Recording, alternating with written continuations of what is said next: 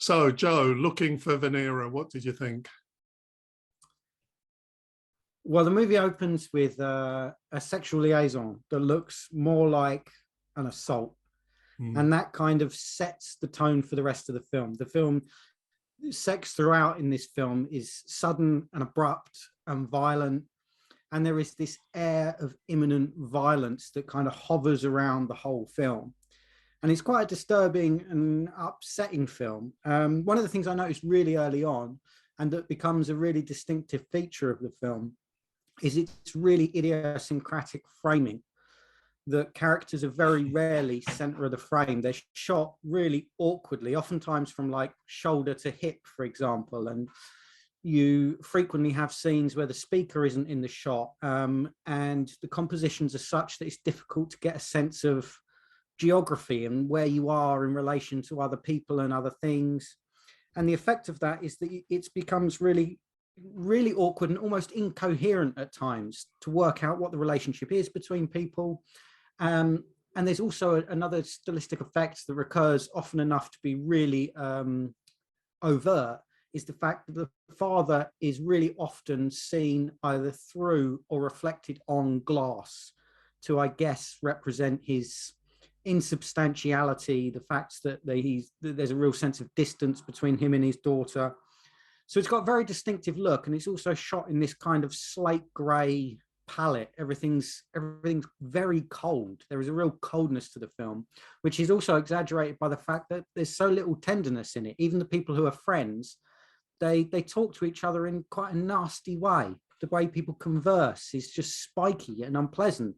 You see scenes also of these little boys. There's one shot where a little boy is playing football and he's just kicking the crap out of this ball and smashing things up, and just everything is violent and unpleasant.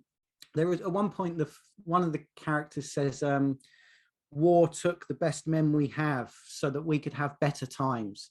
And it's this sort of saccharine, misplaced nostalgia for better times that you get a sense weren't better at all. And there is a really profound schism between the attitude of the older generation and that of the young. And at one point, these boys go tearing past, and the older woman says, "Oh, aren't they? They're like stallions." And you think, no, they're like thugs. You know, they're not. There's nothing romantic about these boys at all. They're thugs. So you could see that. I mean, it's a fairly conventional coming of age story, and you could say that the girls' independence within deeply patriarchal culture may seem liberatory, that they experiment with and enjoy a kind of sexual freedom that could be a mark of, something to celebrate. But in fact, it just seems eminently dangerous. And they seem surrounded by this really prickly, tense sense that they seem sort of almost oblivious to. They are as kind of insouciant and arrogant and rebellious as you would expect any teenager to be. And yet in their context, it seems really dangerous. And you have the horrible sense that their subjugation is imminent, that they will almost certainly fall into the sort of routines that have pinned and trapped her mother and turned her mother into, she calls her own mother a coward. And she's right. I mean, of course, there are reasons why she is in the situation she is in, but there is a cowardice in some of the women that you can't help but kind of want to rail against. So I found it a really tense and difficult film. It's really, as I say, really distinctive aesthetic. The storytelling is not entirely, there's nothing particularly new about it. And it's almost as though there is kind of a subgenre developing of coming of age tales focusing on young women within deeply patriarchal cultures. And some recent films it reminded me of were The Mustang by Deniz Gamze Erguvan, the Turkish one that did really well a few years ago. And then a couple of years before that, there was a Georgian film called In Bloom, which dealt with very similar films. This doesn't have the sort of crowd-pleasing euphoria of Mustang. There is no sort of like cathartic relief for the girls. The whole film teeters on this edge of unpleasantness. There is a gesture, like a strangely explicit gesture at the end that perhaps the next generation will wash this away. The last thing we see is the family sat around the table and there is news footage of a flood. And the father says something like, oh, it will wash everything away. And then we cut to a little boy very noisily drinking a glass of water. And that's the last shot of the film, which is perhaps suggesting that, you know, all this old stuff is going to get washed away with the new generation. But on the evidence this film presents, that seems unlikely. I mean, I liked it. It's a good film, very arresting, strong, fantastic performances. Disturbing, but probably appropriately so. And as I say, it doesn't sort of break any new ground, but I found it really compelling. Immediately after it, I watched The Circle by Jafar Panahi, which is a VHS I bought from 2000, but I'd never seen it before. And that too is about, it's set in a very different context, of course, but that too is about young women being oppressed by a horribly violent patriarchal society. And I did have this feeling that I'm glad injustice is addressed in the cinema as forcefully as it is. That, you know, films like The Circle and Looking for Venera, they are ultimately a force for good. And that's something to be applauded. And it's easy to overlook that when I sort of start to think about a film in terms of how entertaining or original or aesthetically interesting it is, that sometimes a film's politics, and this film's politics are very overt, you know, that are to be applauded in their own right. And so it's, you know, I like that the film exists. I found it quite a difficult watch, but as I say, that's appropriate given the subject matter. The performances are terrific, particularly the two young girls at the center of it. Yeah, I agree with everything that you say, actually. I think I'd go a bit further and say I think this is a really fantastic piece of work. I think it's so well done. I mean, you're right in the sense that it's not enjoyable in the way that Celine Sciamma's films are. You know, that it's kind of cinema that leaves you feeling very uncomfortable throughout it and at the end of it. But I think this film is brilliantly made. I mean, I was really baffled at the beginning. I found it chaotic, the awkward framing, the fact it was so claustrophobic, there was no space anywhere. You know, it was just, and it was confusing. You didn't know who was who, and I just was really unsettled from the start. But actually, I realized about 30 minutes in, I kind of knew exactly what was going on. And it was really, it didn't give you all the pieces. You know, as you say, often the main person in a shot, or the thing that they're talking about, when they're looking at the roof, talking about something, about the ceiling or the door, you know, this whole thing of the conversation about the door falling down, or it's like you haven't got a clue what's going on, but kind of you suddenly realize that you do know on the whole what's going on. I think it comes together actually brilliantly. Yeah, it's very strangely shot color-wise as well, isn't it? Because it almost looks like 70s photos. Like it is cold, as you say. The kind of environment is a bit concrete, is a bit you know, kind of war-torn. It's still the kind of damage of the war. This is not an area that has recovered from war, even though it's many years later. And yeah, just the whole thing was so unsettling. You know, like when there's it seems to be quite a significant scene with the boys where it's like they're lighting a fire and there's a dog in the fire or something, but you're just not sure what's going on, and it doesn't tell you. You know, and I think that it is really interesting, the sex in this film, isn't it? Because the two girls kind of being experimental with sex is the one way in which they can kind of express some identity, is which they can explore who they are. But you're also right that all of the sex in this film looks like rape. It just looks horrible. It's like it's the best freedom that they can have, and they both do kind of wake up to it. You know, it's like they find life in it. Like she feels she's growing up as a result of of having these sexual liaisons and kind of feels like she's in some kind of control. But the sex is so unpleasant, and it's, you know, it's a film where everyone just looks so miserable most of the time, and it's like a zombie state. And I just found it was really, yeah, you're right, the acting of these two girls was just fantastic, because they did bring these little flashes of moment of something slightly warmer, but not much. And you know, I think there's something about masculinity here as well that's really interesting, about, you know, the boys and the young men and the few older men that there were. You know, it's never fully explained, but I think it's actually saying a lot about masculinity. And I really liked the way it really feels like the film isn't judgmental. You know, obviously it is about the patriarchal restrictions on these women's lives, and so that is first and foremost in the film. But I didn't feel like it was kind of, there was also almost a recognition of the fact that, you know, the men in this film aren't actually better off, although they can kind of exercise some power over the women, and they do have some power. They're not actually, no one's in a good situation in this place. You know, I thought it was really interesting thinking about the current situation in Ukraine, about, you know, because the horrors of war as it happens obviously is very traumatic and horrible for the people experiencing it.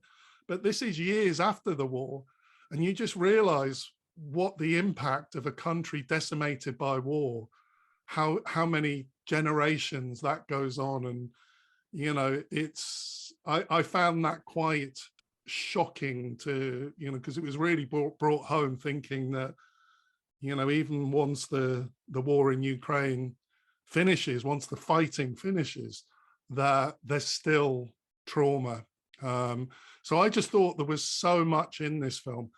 The one scene which just really stood out for me, because it had a totally different tone than everything else in the film, was when Venera and her mother danced together. It's like the one moment of true freedom in the film, where they actually felt joy and expressed joy. And then it's stark when the parent, the father comes back, and it just has to stop. You know, there's no way it can continue. There's no question of him getting involved in that. And I actually found that quite moving in a, you know, in a joyful way, but then really sad as well. Like this woman who had no life, the mother, literally seemed to be like a zombie. So I just thought it was really powerful. And you're right, really, about how dysfunctional all the relationships are. And it's so interesting, isn't it? Because she actually meets that really nice boy who's really nice to her, and he's trying to be kind, and she's just horrible to him. And she does have sex with him, but you know, it's like she's just horrible to the one person who's actually genuinely, the one man who's genuinely nice and really cares about her. I'm still baffled by the ending, because actually you're right that it's potentially, well, it's kind of, I interpreted the ending because he actually said, he makes a comment that, oh, floods have destroyed an entire village, as if like we're better off than them, you know, as if like, oh, we're glad that hasn't happened here. But you know, actually they are as worse off as a flooded village. I mean, really, it's a terrible life that they're all the people in this village are living. And I really liked the glass of water at the end, because I like your interpretation of it, but I think it's so open as to what it means. You know, I just like the ambiguity of it, and it kind of feels like it does mean something clearly, but it's nicely ambiguous. I mean, I thought, this is an interesting. I thought the reason why I think this film is so good is because it is it's another coming of age story, and as you say, there's been many of these things. It's not really original. There's very little drama, there's very little story, little happens in this, but I did find it totally compelling. Is it an hour and 50 minutes? It went very quickly for me because I didn't feel good watching it, but it was really compelling and really impressive piece of work. It feels like something. It does. I haven't seen those films that you cited, but it feels like there is an originality to it. I did feel like it was fresh and certainly very kind of thought-provoking. Yeah, well, I agree. It's certainly a very accomplished and interesting film, isn't it? And there's no doubt there is quite a remarkable intelligence at work there, and it's very assured. It'll be really interesting to see what that filmmaker does. It makes some really interesting points. I think particularly you're right in pointing out the fact that although it is about the pressures on these women and the restrictions of their freedom, there are no villains in the film. No one is vilified. The father is not some evil stepfather figure. You're right. There is a sadness in his character as well. And there is something actually really sad in the fact that when he comes home, the dancing has to stop. For everyone involved, that's sad. And the film makes that clear. It's not just sad for the women. And the mother, you're right, that it's really sad about the mother's life as well. There is a bit when the daughter's getting ready for the party and the mother says, "I've never been to a party." Yeah. And you think, wow, you've never been to a party, literally has had no life. And also you're right in pointing out the fact that scene that's almost funny because she's so mean to the boy when she's like, you're trying to be God, I don't want you to be nice to me. And she's just horrible to him.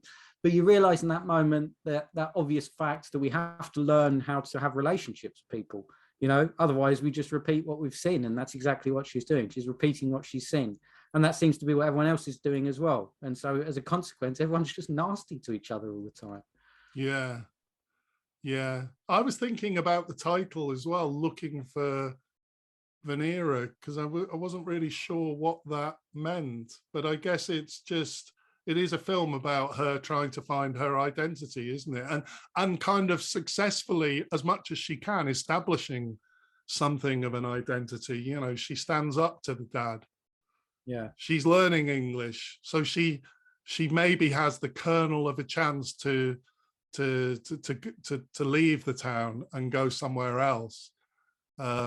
She stands up to the dad. She starts exploring her sexuality. Maybe that's what it's about, looking for her identity. Maybe, yeah. And I would say as well, one of the criticisms, I didn't see it myself, but when I saw Mustang with a friend of mine, and one of her criticisms for it was that it's about these girls sort of pushing back against a very conservative culture. And the big release there, the big sort of crowd-pleasing moment is when they go to a football match. And her criticism of it was she was kind of tired of seeing films where the sort of Eastern, if you like, story finds its release in Coca-Cola and football, as though the only way to happiness is a sort of bright and Americanized version of capitalism. And I think this film which I think is a fair criticism, and this film is far more subtle in that. It is not this sort of let's all go and drink Coca-Cola, play football, learn English and move to Milan or London or whatever. That's not what the film is about. It's far more, I think, sort of muted and mature than that. Yeah, it's really nuanced, isn't it? I mean, I think this film is actually full of meaning and full of political points, but it makes all the points that it needs to make without ever having to create a big drama or grand gestures. I think it's really impressive for that. It's like it's a very political film that just works away very subtly without having to create these big events. I mean, at the beginning, I noticed it gave a warning for domestic violence. So, I was waiting for something terrible to happen. I was kind of on edge. I mean, the film makes you do that anyway, as you said. You know, you are waiting for all of the males in this film, be they boys or, you know, grown men. You are waiting for something to kick off, for it suddenly to get violent. But yeah, it just it kind of is really muted, as you say, really nuanced. And I think that's what's so impressive about it, that it's such a strong political, you know, it's so easy to be heavy-handed when you want to make very strong political points. And, you know, I think in some ways this was more like a documentary than a fictional film. You know, really impressive piece of work. Yeah, agreed. And that's a good run we've had last few. Petite Maman, Black Medusa, and this one, really interesting trilogy. Yeah. So what are we doing next? Next is a Vietnamese movie called Taste by Lee Bao. Looking forward to it.